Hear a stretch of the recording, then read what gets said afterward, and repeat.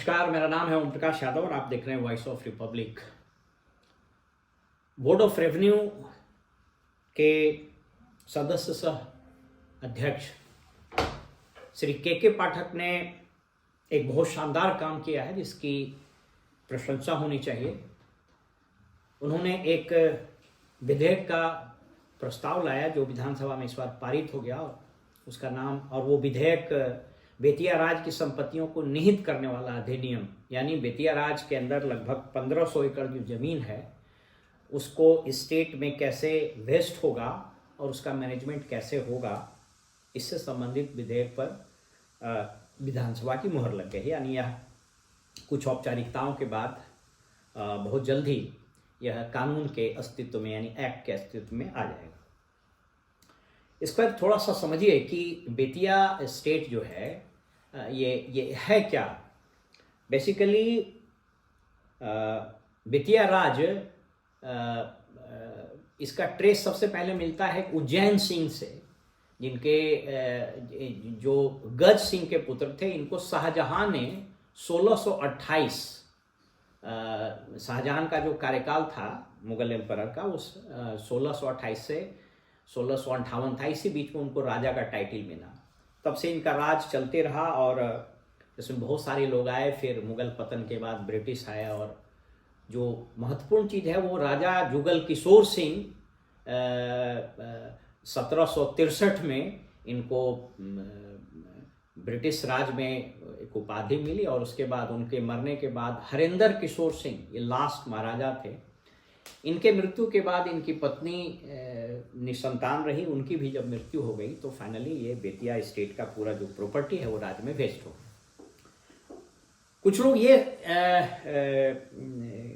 Social media में कहते हुए सुने जा रहे हैं कि इस कानून की कोई आवश्यकता नहीं थी, क्योंकि बिहार बोर्ड मिसलेनियस रूल्स 1958 के अनेक नियम में, जैसे 356, 361 वगैरह में पहले से एक नियम बना हुआ है कि अगर किसी संपत्ति का कोई कानूनी वारिस नहीं रहता है, यानी कोई लीगल हेयर नहीं रहेगा, तो वो संपत्ति वेस्ट कर जाती है स्टेट में। और उसके लिए collector of the respective districts को अधिकार मिल जाता है उन संपत्तियों को रेगुलेट करने के लिए, उसको मैनेज करने के लिए। तो उस दृष्टिकोण से इस कानून का कोई इस पर असर नहीं होगा कि बेतिया राज की सभी संपत्ति वेस्ट कर जाएगी, वो तो पहले ही से वेस्ट कर गई है। हिंदू सक्सेशन एक्ट में भी एक प्रोविजन है कि अगर कोई निसंतान मर जाता है, उसके कोई वारिस नहीं रहता है, लीगल हेयर नहीं रहता है, तो उसकी संपत्ति जो है स्टेट में वेस्ट हो जाती है। लेकिन वो इम्पोर्टेंट नहीं है। कुछ लोग ये कहते हैं कि जब बोर्ड मिसलेनियस रूल था ही तो नया एक्ट बनाने की क्या जरूरत थी। तो बोर्ड मिसलेनियस रूल्स बेसिकली एक मिसलेनियस रूल है और इसको बहुत लोग नहीं जानते हैं। हुआ यह है कि जब ब्रिटिश हिंदुस्तान में आए और उन्होंने सबसे पहले कलेक्टर्स को यहाँ नामक एक पोस्ट क्रिएट किया। 1776 में पहले बना, फिर थोड़े से इंटररेग्नम के बाद फिर बना, और 1793 में जब परमानेंट सेटलमेंट आया तो उस वक्त कलेक्टर का पावर बहुत वास्ट हो गया। 1829 में विलियम बेंटिक जब आए तो उनको लगा कि कलेक्टर्स, तब तक पूरे देश में लगभग 11 गवर्नर्स हो चुके थे। पूरे देश जो अभी पंजाब है, अभी जो पाकिस्तान है, बांग्लादेश वगैरह सब आ चुका था ब्रिटिश राज में।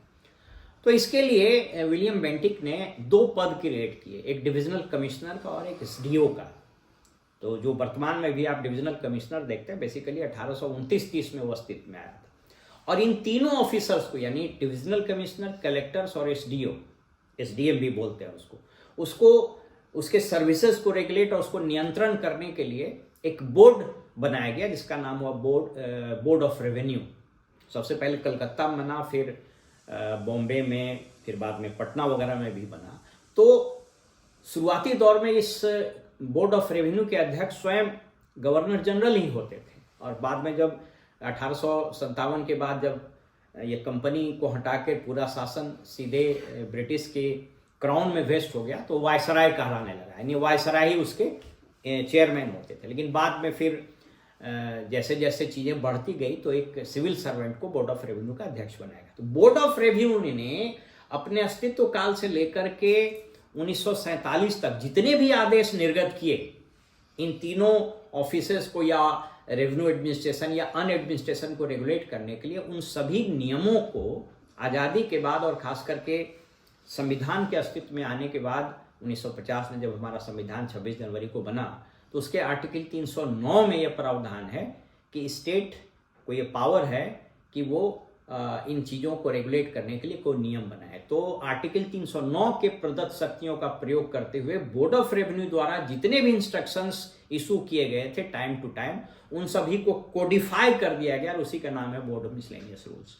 तो इस बोर्ड मिसलेनियस रूल में जैसा मैंने बताया 356, 361 वगैरह में पावर दिए गए हैं, लेकिन बेतिया स्टेट जिसकी संपत्ति लगभग 1500-1600 एकड़ है, जो यूपी वगैरह में भी इसका जमीन फैला हुआ है, तो इसको रेगुलेट करने के लिए मुझे आश्चर्य इस बात का है कि आज तक श्री के पाठक के अलावा किसी अधिकारी ने इस लाइन पर सोचा क्यों नहीं था।